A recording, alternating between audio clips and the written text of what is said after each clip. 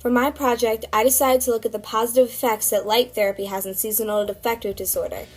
Seasonal affective disorder is basically seasonal depression, where people start to feel sad or upset during only the winter months of each year, and it tends to occur annually throughout the years. And light therapy is basically this new treatment that they're trying out to see if it can work to help reverse the symptoms. I found that the light decrease during the winter has an adverse effect on the brain, which is what causes seasonal affective disorder. And basically, there are melatonin levels within each human, and those are a hormone that's related to sleep. And so during the winter, the body of people with seasonal affective disorder, it cannot stop the production of this hormone, and that can cause symptoms of depression. And in the same way, every person has circadian rhythms, which are basically an internal clock. And what those do is they tell us when to wake up and when to go to sleep. But they need to be reset by light. And some people, they cannot reset it in time because of the winter decrease in sunlight. And so light therapy helps to suppress melatonin levels and reset circadian rhythms, which is the main reason why it works to help people suffering from depression.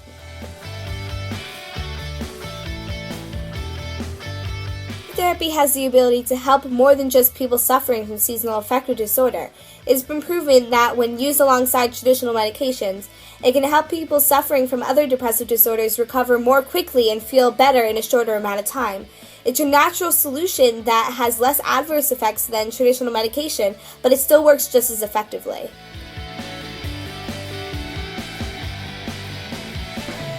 I chose this topic because I have a natural interest in psychology. And what intrigued me was the fact that this was a non-traditional type of medication that I had never actually ended up hearing of. I mean, I'd heard of depressive treatments, but never of bright light therapy. And I thought it was very interesting that this could try and go and help people without having to take traditional medicine. This was a way for them to start feeling better without adverse effects, and it generally helped them more effectively than the traditional treatments.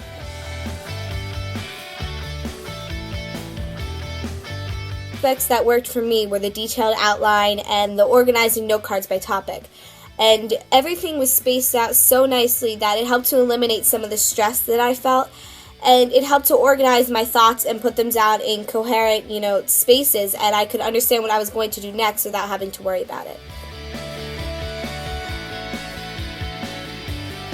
For me, the main problem was just having way too much information. In the beginning, when we had the thought processing sheets, I just had too many things going on in my head, and I could not, pinpoint one topic and focus on what I wanted to do. And that was really overwhelming.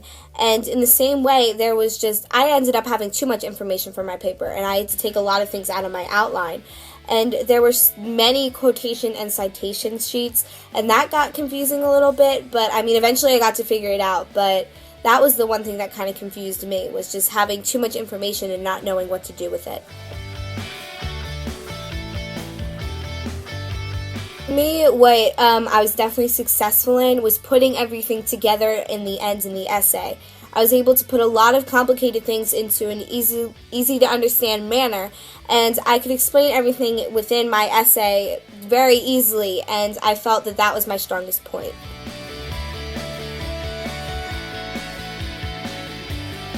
For me, I felt that I could definitely improve at using the quotes to my advantage and better transitions within the paper.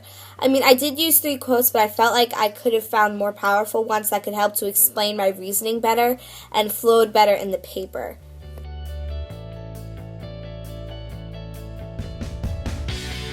What I'll be taking with me is knowing how to format a paper and how to manage my time better while writing one. I learned what processes I needed to take in order to have a well-formatted paper, and how I needed to space out my work so that it didn't become overwhelming or stressful.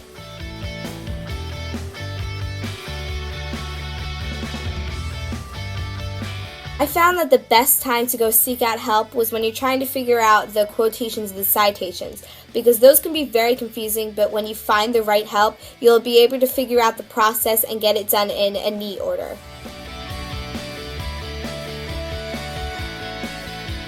My advice for future 8th graders is to just stay on task. You don't want to wait till the last minute to do your work because that'll just make everything so much harder and so much more stressful. And just remember to stay calm. I know the idea of a 5-page essay is a daunting task, but really if you take your time and listen to what the teachers say and follow all of the instructions, it will be easier than you expect.